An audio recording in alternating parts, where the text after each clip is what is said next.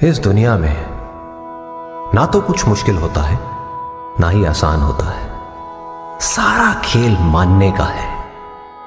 जो मानता है कि उसके लिए मुश्किल है तो उसके लिए मुश्किल है, और जो मान लेता है कि मेरे लिए आसान है तो उसके लिए सब आसान है।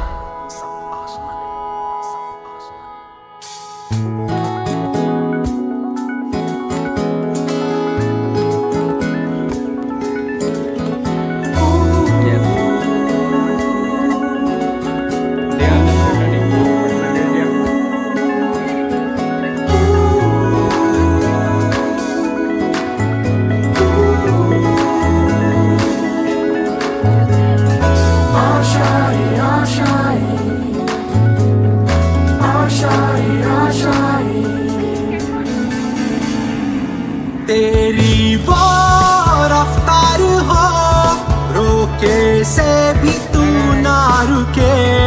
हासिल कर ऐसा शिखर, पर्वत की भी नजरें उठे। आशाएं उम्मीदें अब मुश्किल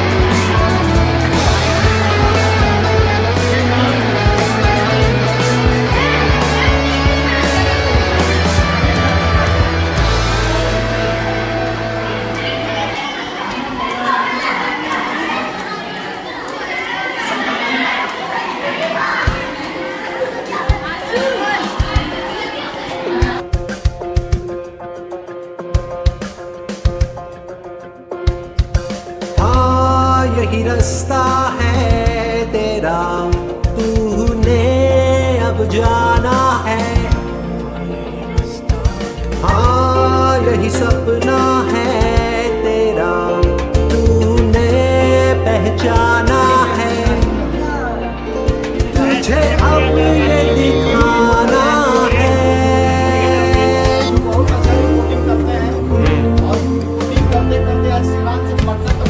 रोके तुझको आंधिया, क्या ज़मीन आसमां पाएगा। जो लक्ष्य है तेरा, लक्ष्य को हर हाल में पाना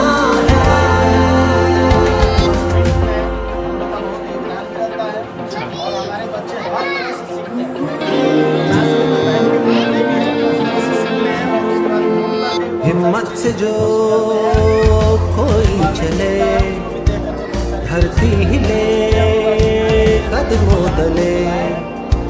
क्या दूरियां क्या फासले, मंजिल लगे आगे गले। हिम्मत से जो कोई चले, धरती हिले कदमों तले। तू चल यूं ही अब सुबह शाम, रुकना नहीं तेरा काम। तू चल यूं ही अब सुबह शाम, रुकना नहीं तेरा काम। पाएगा जो लक्ष्य है तेरा, लक्ष्य को हर हाल में पाना है।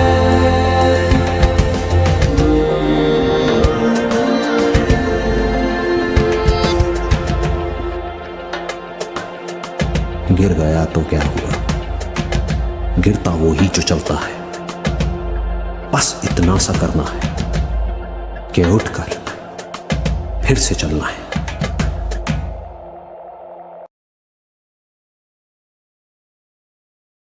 We are just returning from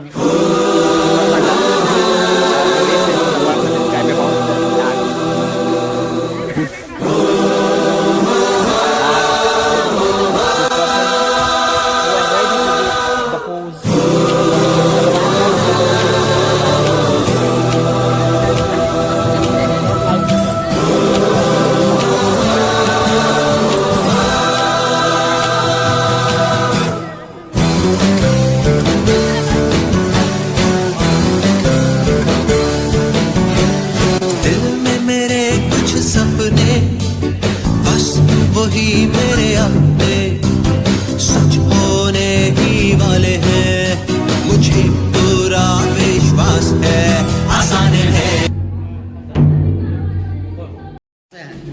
सोन मीन सुरंग होता है विद्यार्थी जी। सोना का शुद्ध इंद्रिय होता है स्वर्ण, जिसे आप अंग्रेजी में गोल्ड कहते हैं। उधर आपका गर्म जल का कुंड हुआ, तो कुंड के बगल से 565 सीढ़ी ऊपर पहाड़ चढ़ जाइए। पहाड़ का नाम है व्यवहारगिरी। तो इस व्यवहारगिरी पहाड़ी के ऊपर में सप्तपर्णी गुफा है। सप्तपर्णी गुफा का अंडरग्राउंड रास्ता यहाँ तक बताया गया है। और ऐसा बौद्ध साहित्य में वर्णन है कि जब भगवान बुद्ध का महापरिनिर्वाण मृत्यु कुशीनगर में हुआ, उनके मृत्यु के 3 महीना बाद 500 भिक्षुओं का प्रथम बौद्ध महासंगीत सभा राजगिरी सप्तपर्णी गुफा के भीतर हुई।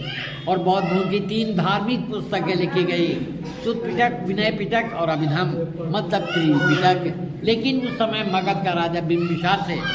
इसी सुरंग के भीतर इतिहास है कि राजा बिंबिसार का गुप्त भंडार खजाना छिपा हुआ है। शांत रहेंगे। बिंबिसार का बेटा अजातशत्रु पैसे के लालच में अपने पिता को कैद कर लिया और जेल में बंद कर तड़पा कर मरवा डाला।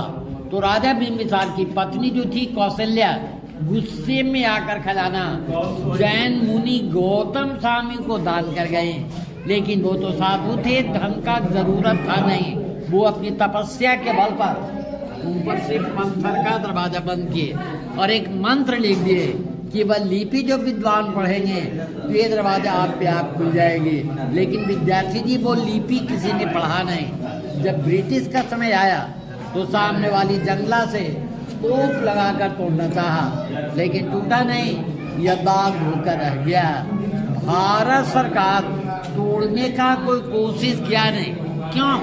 पहाड़ के भीतर गंधक लोहा फास्फोरस है, इससे टच होकर गर्म जल निकल रहा है। अगर इसे डायनामाइट से तोड़ा जाए, ब्लास्ट कर जाएगा, संदीप ज्वालामुखी खुलेगा, गर्म जल वगैरह बंद होने का उम्मीद है। इस भय से प्रधान जी भारत सरकार राज का राज रहने दिया। तो इसका लिपि बना रहा हूँ थोड़ा सा बेटी।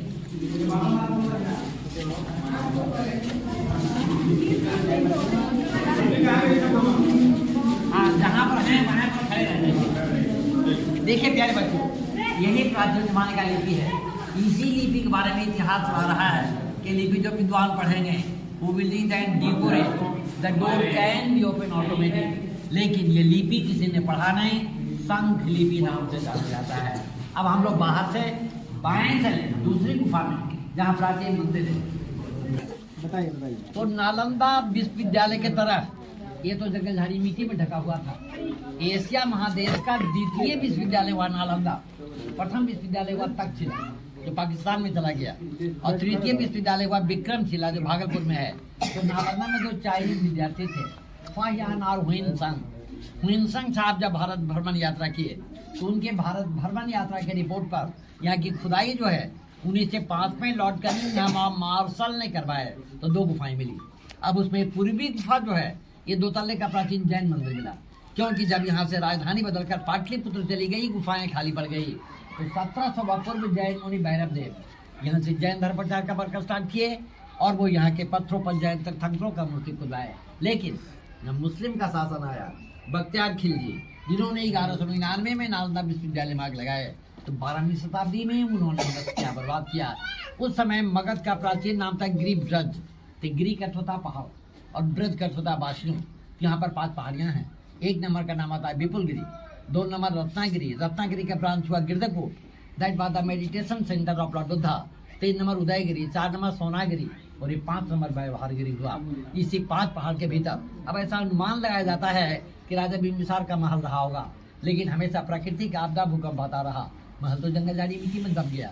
नया राजगिरी बस स्टेशन के पास बसा हुआ है। तो एक यहाँ पर महिमा चली आ रही है, वो ये रही कि आज जिस तरह हरिद्वार में मां मनसा का मंदिर है पहाड़ के ऊपर में, जहाँ लोग नारियल फल प्रसाद चढ़ाकर मन्नत की कामना करते हैं। तो राजा बिंबिसार ने भी यहाँ पर मन्नत किए थे, उनका मन्नत पूर्ण हुआ क्योंकि मगध का राजा बन बैठे। विद्यार्थी मैं इतना बस कहूँगा कि आप लोग भी दिल में मन्नत की भावना रखिए कि मैं फर्स्ट डिवीजन पास करूँ, सरकारी नौकरी मिले, रुका हुआ काम पूरा हो, विघ्न बाधा दूर हो। बोलिए शंकर भगवान की जय। और मैं बुढ़ा ब्राह्मण 75 साल की आयु में आप लोग का सेवा देकर परिवार का बोझ उठाता हूँ।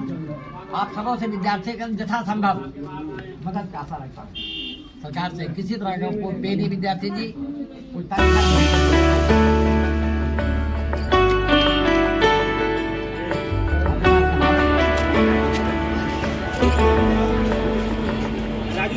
रास्ते भागे पाँव से आगे, जिंदगी से चल कुछ और भी मांगे, क्यों सोचना है जाना कहाँ, जाए वहीं ले जाए जहाँ, बेसब्रियाँ बेसब्रियाँ बेसब्रियाँ बेसब्रियाँ।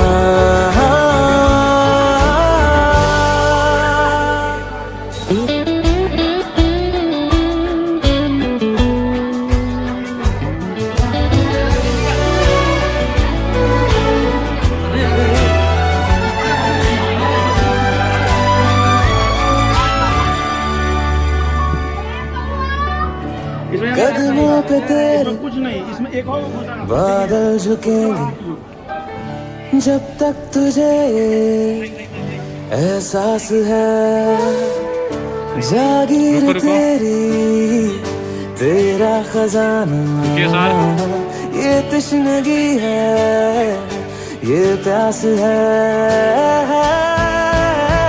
क्यों रोकना अब ये कारवां, जाए वहीं ले जाए जहाँ, बेसब्रियाँ बेसब्रियाँ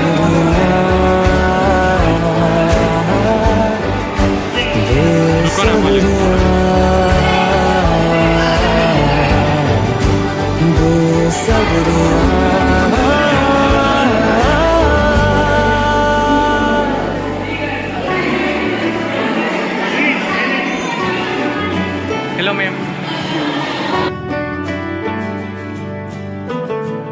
क्या ये उजाले क्या ये अंधेरे, दोनों से आगे है मंजर तेरे, क्यों रोशनी तू बाहर तलाशे, तेरी मशालें अंदर तेरे, क्यों ढूंढना पैरों के निशान, जाए वही ले जाए जहाँ, बेसब्रियाँ बेसब्रियाँ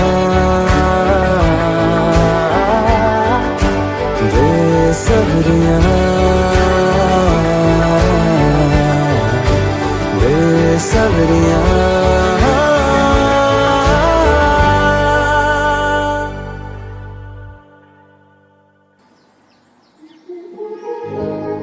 मैं उड़ना चाहता हूँ नैना, दौड़ना चाहता हूँ, गिरना भी चाहता हूँ, बस रुकना नहीं चाहता।